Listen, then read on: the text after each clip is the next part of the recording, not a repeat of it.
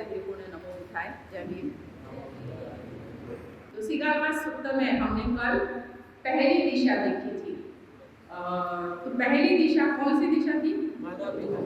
पूर्व दिशा। यस, हाँ, माता पिता की दिशा, बराबर। तो माता पिता की दिशा है। तो क्या देखा था हमने? माता पिता की क्या करना चाहिए? सेवा करनी चाहिए। क्यों करनी चाहिए? हमारा कर्तव्य है, और नहीं निभाया तो निभाएंगे मैम। निभाएंगे, क्या बात है। निभाएंगे मैम। ये जोश और ये जो एश्योरेंस है अगर तरुण पीढ़ी से आता है तो ऐसे माता पिता तो मुझे लगता है कि सुखी होंगे, बिल्कुल निहाल हो जाएंगे आपके उस पर कि हमारे अच्छे ऐसे बच्चे हैं कि जो हमें इस तरह का एश्योरेंस दे रहे हैं, इस तरह की शाश्वती दे रहे हैं कि हम अपना कर्तव्य निभाएंगे। तो बहुत सारी चीज़ें हमने कल देखी हैं, और माता पिता के प्रति हमारे क्या कर्तव्य हैं, और माता पिता ने हमें इस जीवन में लाया है। हम इस यानी प्रकाशमान जब वो उन्होंने दिखाया है, उससे हमें परिचित कराया है। देखा 9 महीने अपने जो हमारी माताएं हैं वो अपने पेट में, अपने गर्भ में उस बच्चे को रखती है और फिर वो प्रकाश में लाती है। और ये कितना आसान नहीं है जितना आसानी से मैं बता रही हूँ। मैंने 3 बच्चों को जन्म दिया है और मुझे पता है, मैं आपको बता सकती हूँ कि वो कितना कठिन होता है। यानी ऐसा कहते हैं कि किसी बच्चे को जन्म देना यानी एक प्रकार से उस स्त्री का पुनर्जन्म होता है, और किसी का होता है वो पुनर्जन्म, किसी का नहीं भी होता, वो अपनी जिंदगी से चले भी जाते हैं, ये भी आपको पता होगा। तो वो इतना आसान नहीं हो, इतनी कठिन पीड़ा से गुजरना पड़ता है उस समय महिला को। जब आपके मन में अपनी माँ के प्रति कुछ ऐसा ख्याल आए, बुरा ख्याल आए, मुंह से कुछ बात निकलने वाली हो गुस्से में, कभी आपको अपनी माँ का कोई यानी विचार पसंद नहीं आए, तो आप जरूर याद कीजिएगा कि इस माँ ने मुझे इस जन्म में लाने के लिए न जाने कितनी पीड़ाएं सहन की है। तो ये बहुत ही महत्वपूर्ण बात है। अभी यहाँ सवाल आता है कि ये सिर्फ अपनी माँ के लिए या अपने पिता के लिए ही है क्या? अभी हमारी शादी होती है, आज हम देखने वाले हमारी अगली दिशा देखने वाले हैं, तो हमारी ही माता ने कष्ट सहन किए हैं क्या? जो हमारे पति हैं उनकी माता ने कुछ कष्ट नहीं सहन किए होंगे क्या? ऐसा है क्या कि मेरी माता को 100% कष्ट हुए हैं मुझे पैदा करने के लिए, लेकिन मेरी सास को सिर्फ 40% हुए हैं? ऐसा होता है क्या? मेरे पिता ने बहुत कष्ट सहे हैं हमें जन्म देने के लिए, लेकिन मेरे जो ससुर हैं उन्होंने कोई कष्ट नहीं सहे हैं। मेरी जो बहनें हैं वो बहुत अच्छी हैं, लेकिन मेरी जो ननद है वो इतनी अच्छी नहीं है, या उनको कोई तकलीफ नहीं होती, मेरी बहन को बहुत तकलीफ होती है। ऐसा है क्या? तो अक्सर यानी हम ऐसा सोचते हैं कि जब कोई भी शिक्षाएं हैं वो मेरे से संबंधित है, मेरे नज़दीक के लोगों से संबंधित है, और अगर हम ऐसा करेंगे तो वो शिक्षाएं वेस्ट है। क्योंकि यहाँ पर भगवान बुद्ध को जो बताना है तो वो सिर्फ हमारे माता पिता नहीं, तो हमारे पति के माता पिता, हमारे पत्नी के माता पिता भी, जैसे हम अपने नज़दीक के रिश्तेदारों की हमें केयर देनी है, उनका ख्याल रखना है, उनकी सेवा करनी है, उनकी व्यवस्था करनी है, वैसे ही हमें हमारे ससुराल वालों की भी सेवा करनी है, उनका भी ख्याल रखना है, उनका भी ध्यान रखना है, उनकी भी व्यवस्था करनी है। बहुत बार हम अपेक्षा करते हैं, कल हमारे ग्रुप में भी चर्चा हुई होगी कि हम अपेक्षा करते हैं कि पत्नी ने सास ससुर का ध्यान रखना चाहिए, लेकिन पति, अगर पत्नी के माता पिता ऐसी अवस्था में है कि उनको मदद की आवश्यकता है, उनको हमारे घर में लाकर रखने की आवश्यकता है, तब हमारी भूमिका क्या होती है? हमें पुरुष के रूप में हमें क्या लगता है? कई बार हम यानी शादी करते समय भी ये हम मेक श्योर करते हैं कि हमारी पत्नी ऐसी होगी जो मेरी मम्मी का, मेरे पापा का ख्याल रख सके।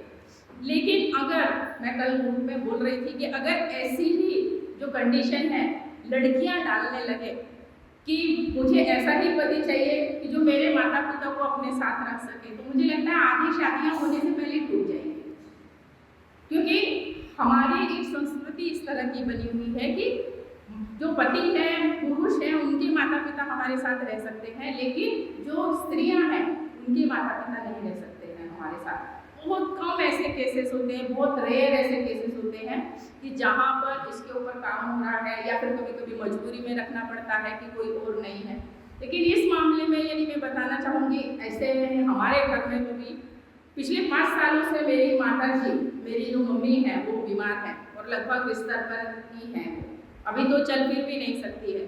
और जैसा कि मैंने पहले ही दिन बताया था कि मेरा कोई भाई नहीं है, हम सब बहनें हैं। तो पिछले 5 सालों से मेरी जो मम्मी है वो हम बहनों के यहीं पर रह रही है। और कभी इस बहन के यहाँ लेकर जाके, अभी तो उनकी ऐसी हालत है कि हम बहनों के यहाँ भी उनको ले जाने लायक हालत नहीं है कि वो पूरी तरह से वो बिस्तर पर है। उनको टॉयलेट के लिए भी वॉकर पर बिठाकर, व्हील चेयर पर बिठाकर ले जाना पड़ता है। लेकिन सही मायने में ये उनके लिए मैं उनको बताती हूँ कि मम्मी आपके दामाद बहुत अच्छे हैं, आपकी लड़कियाँ बहुत अच्छी हैं। और संघ में भी कई लोग, जब 5 साल पहले वो एडमिट हो गई थी, 2-2.5 महीने एडमिट थी।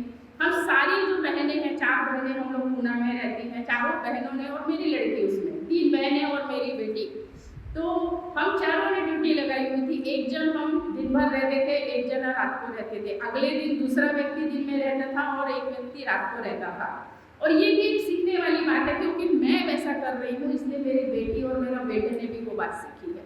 उसने कभी भी नहीं कहा कि मम्मी आपकी मम्मी है, मैं क्यों रहूं, आपका काम है वो तो। क्योंकि ये सब चीजें हम अपने जो कुछ करते हैं, एक्शन, अपना जो कर्म करते हैं उससे ही हम सिखाते हैं। ऐसा कहते हैं कि action speaks louder than words. जो हमारे कर्म है, हमारी कृति है, वो हमारे शब्दों से कहीं ज्यादा होती है। तो अगर हम वो ध्यान नहीं रखेंगे तो क्या होगा? कुछ नहीं होगा, यानी संसार बिगड़ जाएंगे। वैसे ही मैं उदाहरण देती हूँ कि मेरी सास, वो काफ़ी बीमार थी, उनका गिर गई थी, उनका जो कूल्हे का ऑपरेशन हुआ था। और मुझे याद है कि हम 10-10, 15-15 दिन के लिए वहाँ पर रहे। उस समय जो मेरी ननद है, जो यहाँ पर उनकी उपस्थित भी है, उनके घर में उनको रखा गया था। वहीं पर इन्हें ऑपरेशन किया था उनका चंद्रपुर में, और उनका बहुत अच्छी तरह से ख्याल रखा जा रहा था। मेरी नंदोई, वो उनके दामाद हैं, लेकिन फिर भी मैं उनको देखती थी कि वो कुछ चीज़ें लेकर आते थे, फल लेकर आते थे, आइसक्रीम लेकर आते थे, अपने हाथ से उनको खिलाते थे। मामी जी खाना, मामी जी खाना। तो ये बहुत बड़ी बात है अपने आप में कि जब हम अपने माता पिता की सेवा की अपेक्षा करते हैं तो उसी समय हम अपने पत्नी के, अपने पति के माता पिता की भी सेवा करना हमें आना चाहिए। यही हमारी प्रैक्टिस है। अगर उस समय हम उनकी सेवा नहीं करते, मुझे याद आता है कि मेरी सास को एडमिट किया था और उनकी हालत खराब थी, उनके पैरों में ऐसे क्रैक्स आ गए थे और उसमें से मवाद बह रही थी। फिर उनको एडमिट किया। एडमिट करने के बाद मेरे देवर ने यहाँ पर लाकर रखा और मुझे शिविर में जाना था। फिर जैसे ही हम हॉस्पिटल से लेकर आए, उनको उनके सारे कपड़े मैंने धो दिए, उनको नहला दिया। एक एक कपड़ा उनका जो जो भी हॉस्पिटल में लेकर गए थे वो सब धो दिया। बहुत अच्छी तरह से मैं उनको नहला रही थी। मुझे वो बोल रही थी वो कि जब मैं मर जाऊँगी ना तो मुझे ऐसे ही नहलाना। तो मैंने उनको बोला आप चिंता मत करो आई, आपको मैं बहुत अच्छी तरह से नहलाने वाली हूँ, बहुत अच्छी तरह से साबुन वगैरह लगाकर नहलाने वाली हूँ। और वैसा ही हुआ कि अगली बार जब मैं यहीं पर नागलोक में आई हुई थी और मुझे न्यूज़ मिली कि वो बहुत बीमार है और मैं वहाँ देखने के लिए गई और पता चला बाद में कि उनकी मृत्यु हो गई। और उस समय जो जो भी हमारी विधि थी करने की, वो सब हमने बहुत अच्छी तरह से उनकी विधि की। तो ये कहने का मतलब ये है कि यहाँ पर जो हम माता पिता की सेवा है या हमारे परिवार वालों का ख्याल रखना है, उनकी देखभाल करना है, वो सिर्फ मेरे ही नहीं तो मेरे पति के माता पिता भी मेरे ही हैं और मेरे पत्नी के माता पिता भी मेरे हैं। जिस दिन ये भेद नष्ट हो जाएगा उस दिन मुझे लगता है कि हम धम्म का कार्य कर रहे हैं, धम्म का आचरण कर रहे हैं, ये सिद्ध होगा। तो चलिए अब हम आगे बढ़ते हैं अगली दिशा की तरफ। अगली दिशा कौन सी है? पश्चिम दिशा। तो किसकी दिशा बताई है? कल ही मैंने बताया है, पत्नी की दिशा। तो अभी शायद यहाँ पर बहुत सारे अपने लड़के हैं, लड़कियाँ हैं, तो उनको लगेगा कि हमसे तो कुछ काम होता नहीं है हमारे लिए, क्योंकि पत्नी की दिशा है, अभी हमारा तो बहुत समय है ना, ऐसा लग सकता है हमको क्या करना है ये जान करके। लेकिन हम सभी के लिए ये बहुत महत्वपूर्ण है। तो जो पत्नी की दिशा है वो बहुत ही, जैसे हमारे माता पिता हमारे जीवन में महत्वपूर्ण होते हैं, वैसे ही पत्नी भी, चाहे आज है हमारे जीवन में या आगे चलकर आएगी हमारे जीवन में, अगर ये जो भगवान बुद्ध की शिक्षाएं हैं हम सीख लेते हैं तो हमारा जो संसार है वो सुखी हो सकता है, संतुष्ट हो सकता है। कम से कम यानी काफी हद तक ऐसा नहीं है। अभी मेरे बारे में सुमीरे जी बता रहे हैं कि सुखी संसार है, सुखी है संसार, लेकिन ऐसा नहीं है कि हम बिल्कुल झगड़ते नहीं हैं, बिल्कुल हमारे बीच में कोई गुंदू में नहीं होती। कुछ क्लैशेस हमारे बीच में भी होते हैं और वो होने भी चाहिए, क्योंकि हक की जगह है। अगर उनसे नहीं झगड़ेंगे तो किससे झगड़ेंगे। जब मेरे पति मुझे कुछ कहते हैं कि अरे मुझे क्यों बताती हो, तो मैं उनको बोलती हूँ क्या पड़ोसी को बताऊँ क्या फिर? तो अभी आपको ही बताऊंगी ना, आपके साथ ही मेरा नाता जुड़ा हुआ है। तो इसलिए ये वो थोड़ा सा ज़रूरी भी है। अगर सब अच्छा होगा, कुछ लोग बहुत दिखाने की कोशिश करते हैं, बहुत कुछ ये भी हमारा अच्छा चल रहा है, लेकिन ऐसा होता नहीं। बाहर से दिखता है लेकिन अंदर से ऐसा होता नहीं। लेकिन मैं बताती हूँ कि हमारे बीच में भी झगड़े होते हैं, हमारे बीच में भी थोड़े से तान तनाव होते हैं, लेकिन हम उससे ऊपर भी उठते हैं। अभी तक तो ऐसा यानी बहुत किनारे गए, ऐसा बहुत ज़रा झगड़ा हो गया और हमारे बीच में बिल्कुल बहुत दिनों तक हमने बातें नहीं की, मार पिटाई कर दी, ऐसा तो अभी तक कभी नहीं हुआ है। तो ये अच्छी बात है। तो शायद आपके जीवन में भी इस तरह का कुछ हो सकता है। तो जो पत्नी है, मैंने जैसे कि बताया कि पत्नी हमारे जीवन की एक तरह से केंद्र बिंदु होती है।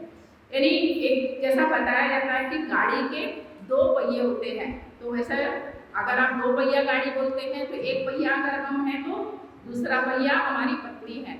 अगर 4 पहिए की गाड़ी रखने की हमारी यानी हैसियत है तो उसके 2 पहिए अगर हम हैं तो 2 पहिए हमारी पत्नी है। 6 पहिए की गाड़ी है तो 3 हम और 3, अभी आप पहिए बढ़ाते जाइए। तो वैसे ही क्योंकि हमारा जो संसार है, हमारा जो जीवन है, हमारा जो घर है, उसका जो रथ है या उसकी जो गाड़ी है, वो हम मिलकर उसकी धुरा संभालते हैं, मिलकर उसको चलाते हैं।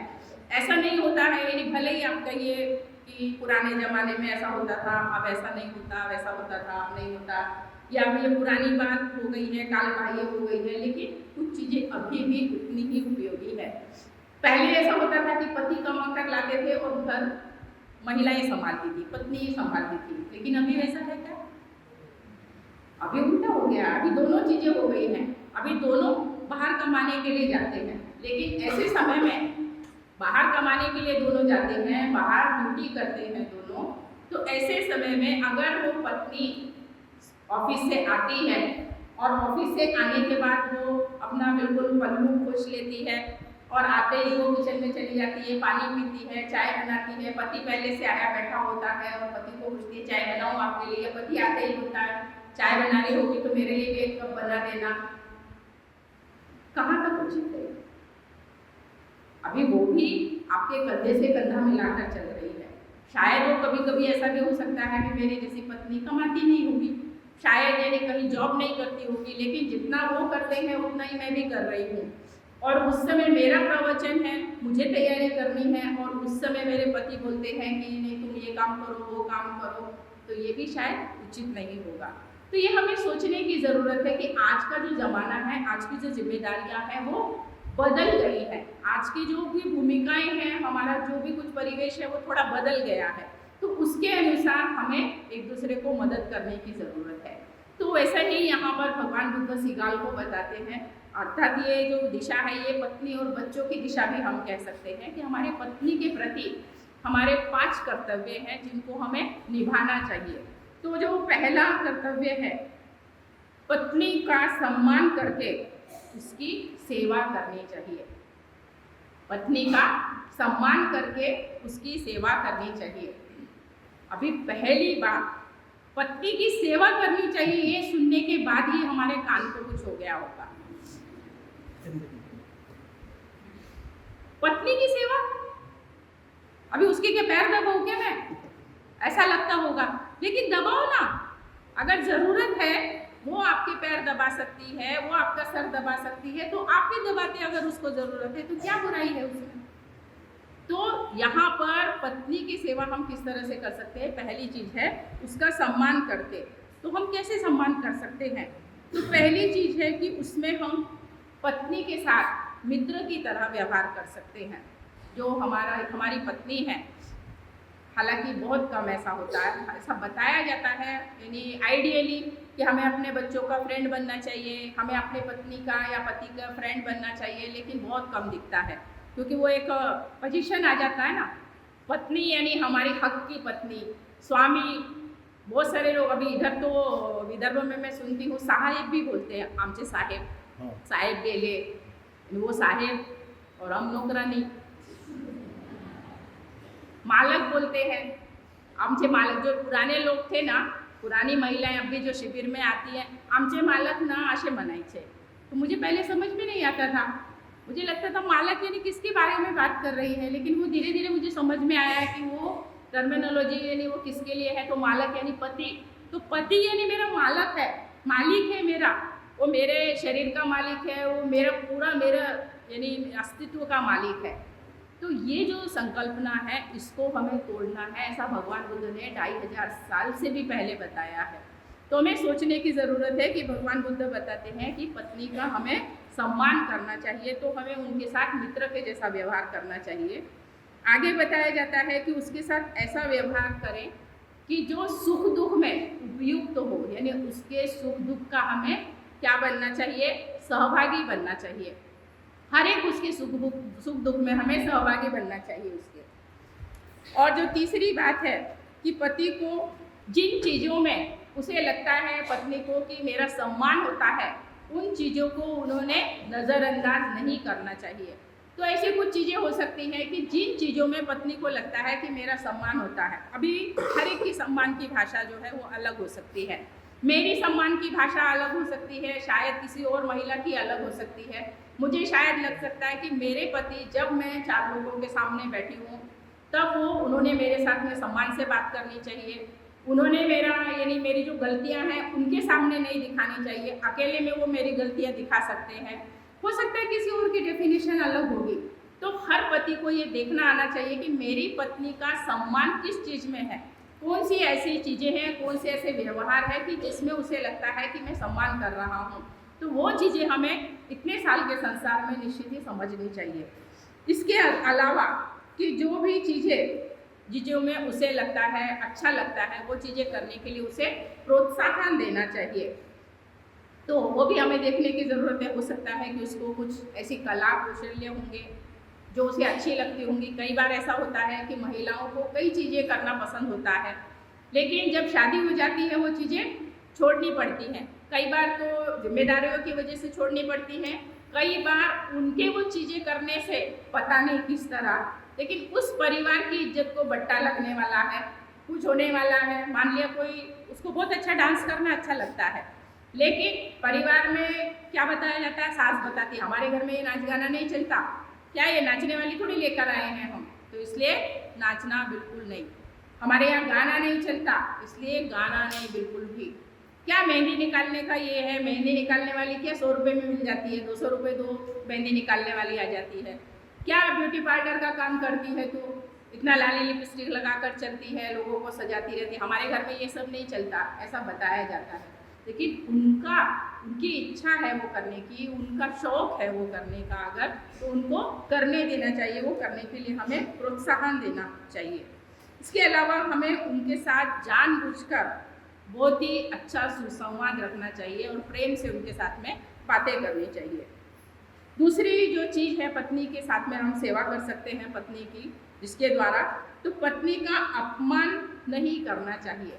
अर्थात ऐसा बताया गया है कि जब शादी होती है, जो 5 कर्तव्य महिला और पुरुष को दिए जाते हैं दूल्हा दुल्हन को, वो यहीं से आए हैं, आप शायद कनेक्ट कर पाएंगे उनको देखते हुए। तो पत्नी का अपमान करता कामा नहीं, ऐसा मराठी में बताया गया है।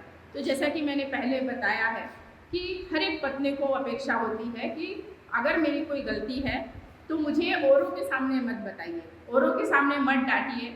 उसको बहुत अपमान लगता है, आप जब ऊंची आवाज़ में बात करते हैं उसे बहुत अपमान लगता है।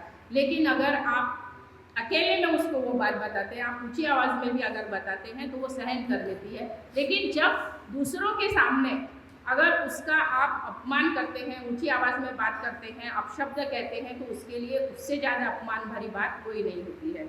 तो हमें अपशब्द बोल करके औरों के सामने उसका अपमान नहीं करना है। अगर पत्नी कोई गलतियाँ करती है तो उसे समझा कर बताइए, यानी ऐसा नहीं है कि औरों के सामने हम बताते अरे भाभी जी आप कितनी अच्छी हैं, आप कितना अच्छा खाना बनाती है। एक ये है, मैं इसको लेकर आया हूँ, इसको तो खाना ही नहीं बनाना आता, ऐसा अक्सर दिखते हैं हम पुरुष कहते हुए। कि यानी हम तुलना करने लगते हैं, वो उससे यानी वो गड़ जाए, मर जाए, ऐसी उसकी स्थिति कर देते हैं हम कि इसको तो संभालना ही नहीं आता। आप कितनी अच्छी तरह से अपना यानी फिगर मेंटेन कर रही हैं, ये कर रही हैं, वो कर रही हैं, लेकिन इसको तो आता ही नहीं।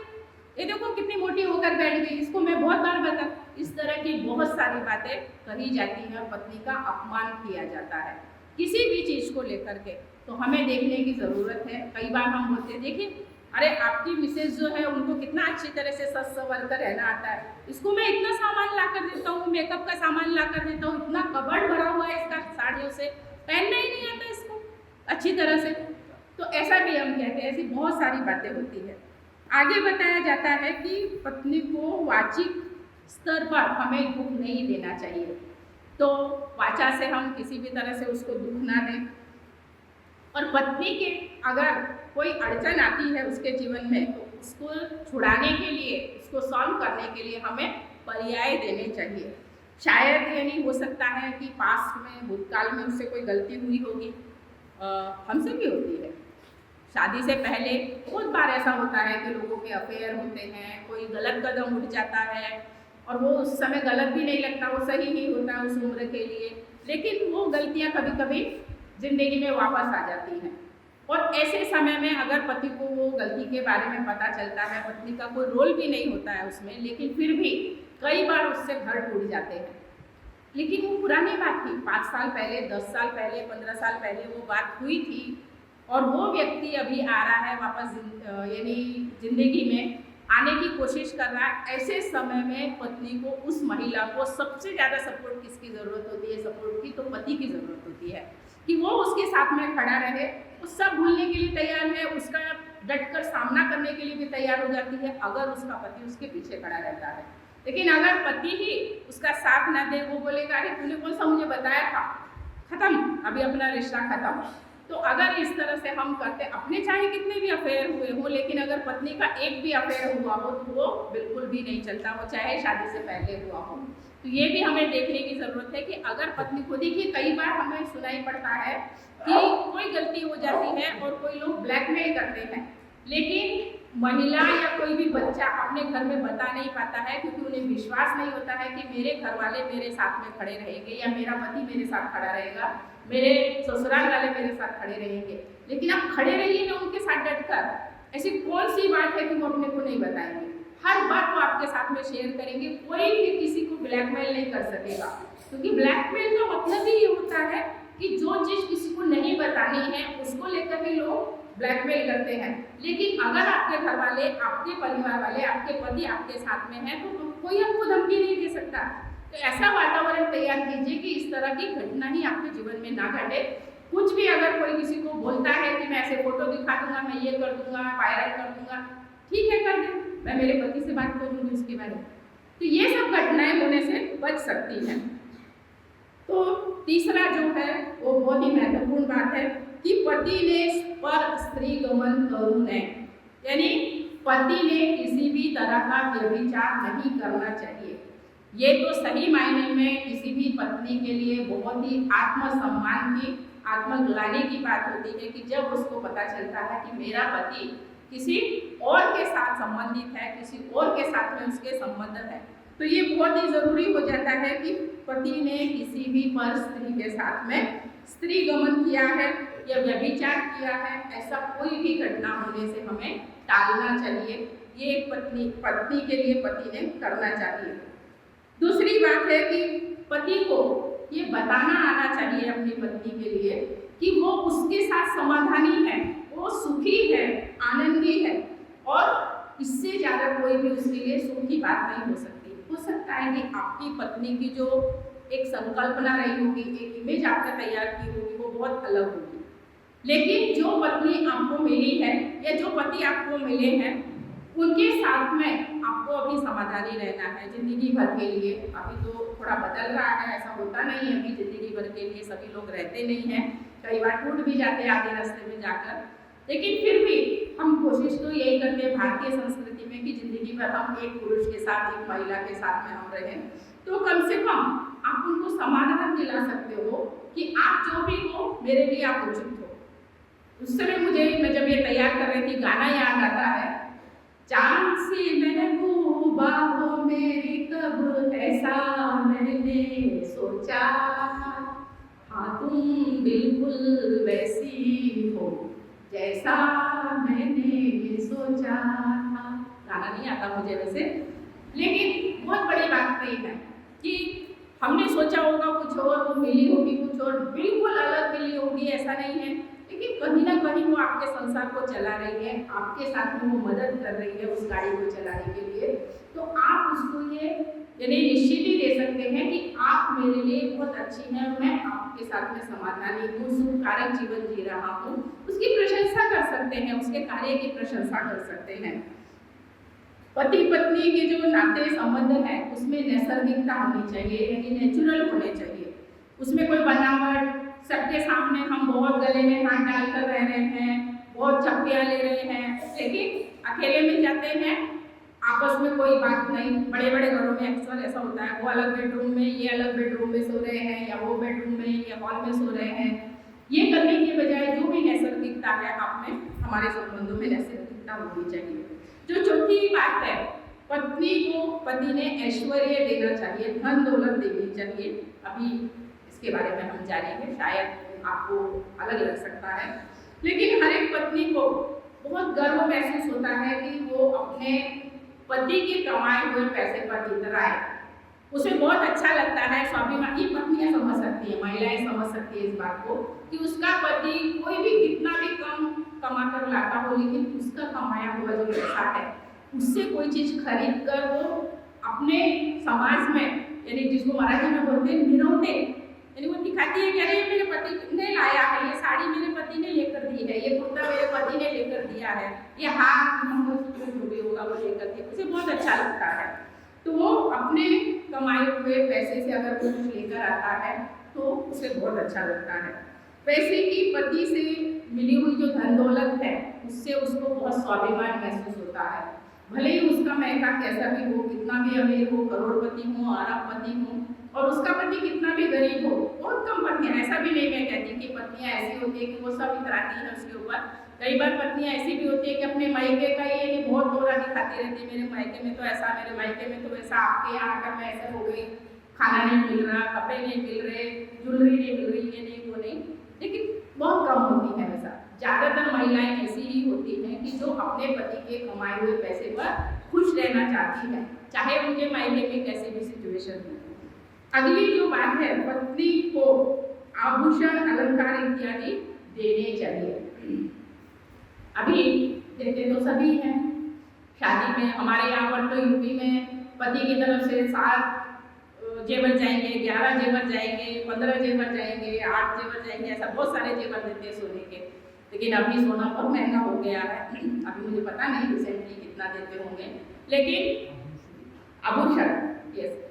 तो लेकिन पत्नी, जैसे मैंने बताया है कि जैसे धन दौलत के बारे में है, वैसा ही जब पत्नी को अपने पति के कमाए हुए पैसे से वो जब देखती है कि पति मेरे लिए चीज खरीद कर लेकर आ रहा है तो उसे बहुत अच्छा लगता है और वो जब में उसको दिखाना चाहती है।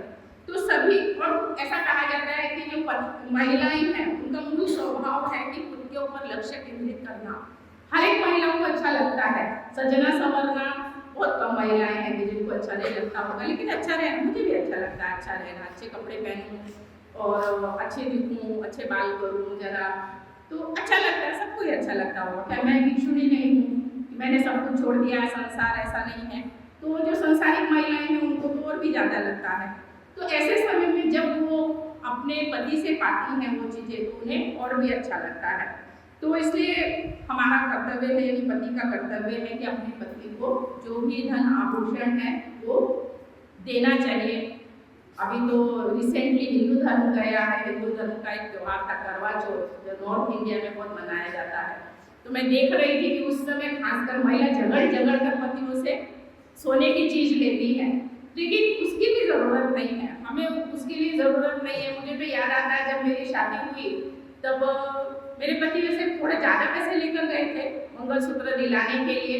अभी तब उतना नहीं समझता था, अभी तो मैं मंगलसूत्र नहीं पहनती, लेकिन मैंने क्या चुना कि ज़्यादा पैसे नहीं होंगे उनके पास, इसलिए सिर्फ 1900 रुपये का एक छोटा सा पत्ता मैंने चुना।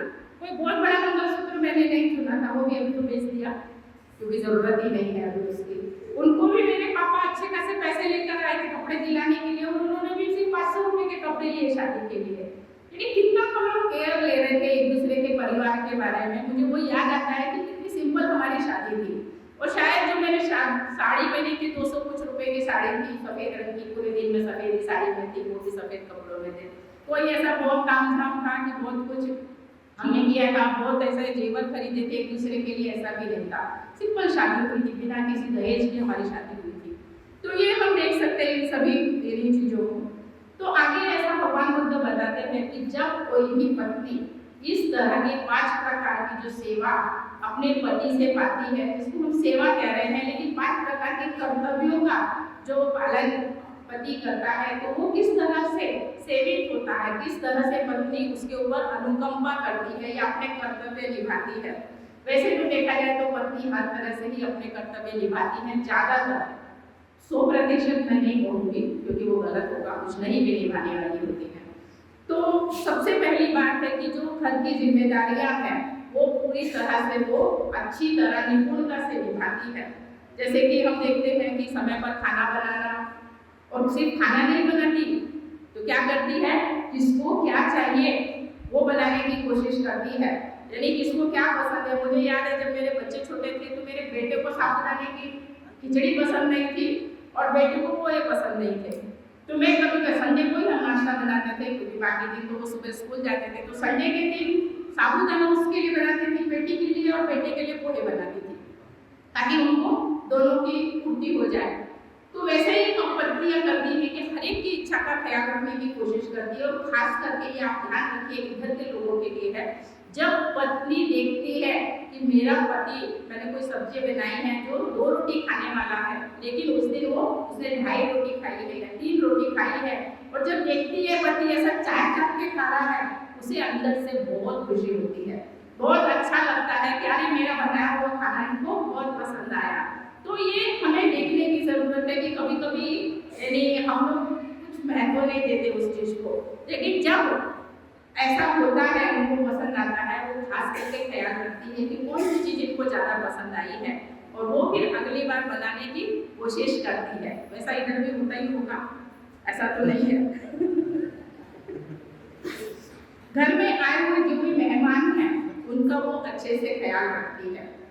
देखिए कभी कभी कोई भी मेहमान आ जाते हैं हमारे पास, अगर पत्नी को आप सुखी रखते हैं ये सारे कर्तव्य करकर, तो कोई पत्नी ऐसी नहीं है कि वो बोलेगी कि आप मत लेकर के आएंगे। कई बार तो ऐसा होता है कि रात को मेहमान आ जाते हैं, देर से मेहमान आ जाते हैं, लेकिन पत्नियां क्या करती हैं, उस समय भी खाने की व्यवस्था करती हैं। पहले तो गैस नहीं हुआ करते थे, मुझे याद है हमारे घर में तो हमेशा ही मेहमान आते थे, लेकिन मेरी मम्मी मेरी बहनें चूल्हे पर उसी समय चूल्हा जलाया, उसके ऊपर खाना बनाया। अभी तो फिर भी थोड़ी सी सुविधा हो गई है, तो गैस वगैरह आ गया है, लेकिन बिना किसी झिझक के वो खाना बनाती हैं, उनकी व्यवस्था करती हैं।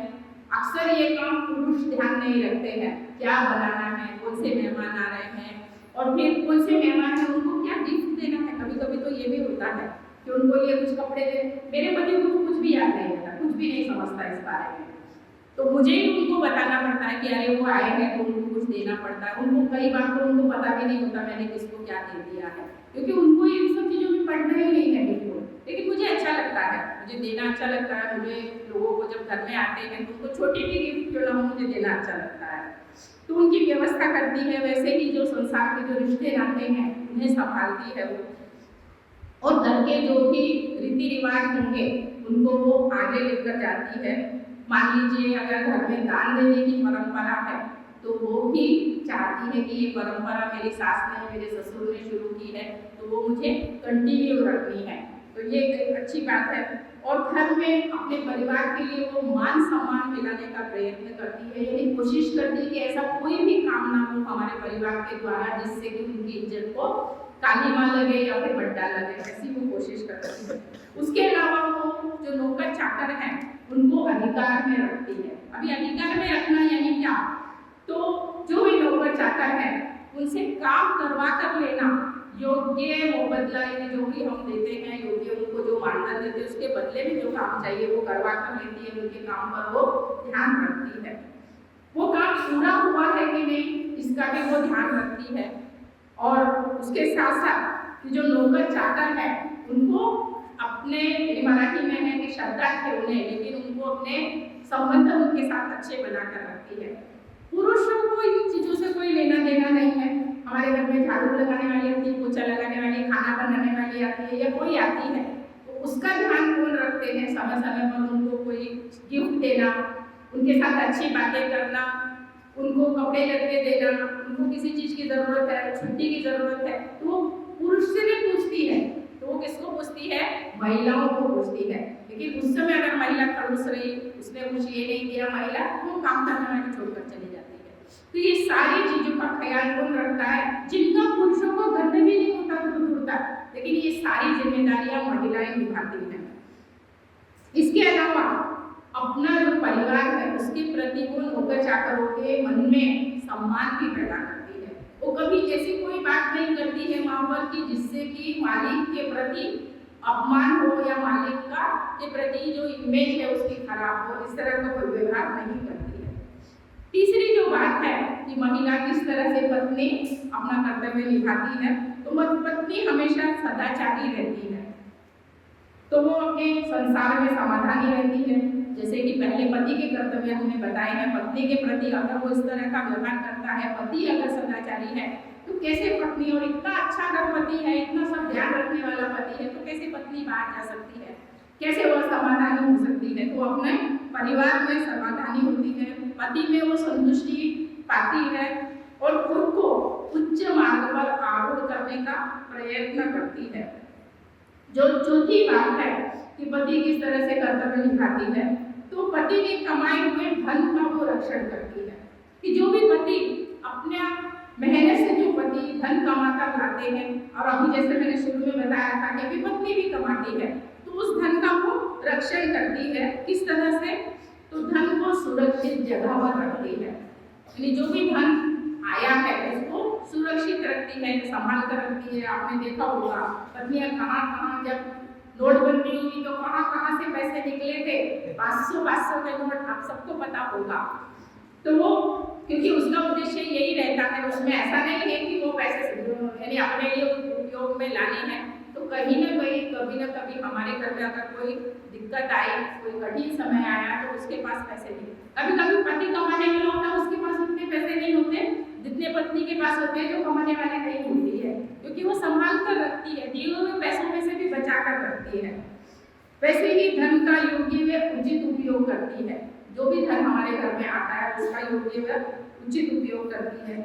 कमाए हुए धन को कैसे बढ़ाएं, इसका वो हमेशा विचार करती है कि जो भी हमारे पास धन है उसको किस तरह से हम अच्छी जगह निवेश करें, उसके बारे में भी वो चर्चा करती है, देखती है। कई बार हमको ऐसा दिखाई देता है घरों में, हमारे भारतीय घरों में खास करके, कि जो पैसे से संबंधित डिसीजन है वो पुरुष लेते हैं।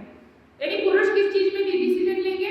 लड़की देखने जाना लड़के के लिए, तो उसमें पत्नी को लेकर जाएंगे, कोई यानी जेवर खरीदने उसके लिए लेके जाएंगे। लेकिन अगर जमीन खरीदनी है उसमें पत्नियों का बिल्कुल सहभाग नहीं होता है। उसको क्या समझता है? हम लोग ऐसा समझते हैं अगर पति को कहीं पर पैसे निवेश करने हैं तो उसमें पत्नी का सहभाग नहीं होता। कितने पैसे निवेश करने हैं, क्योंकि उनको लगता है कि ये महिलाओं का काम नहीं है, ये महिलाओं को नहीं समझता है।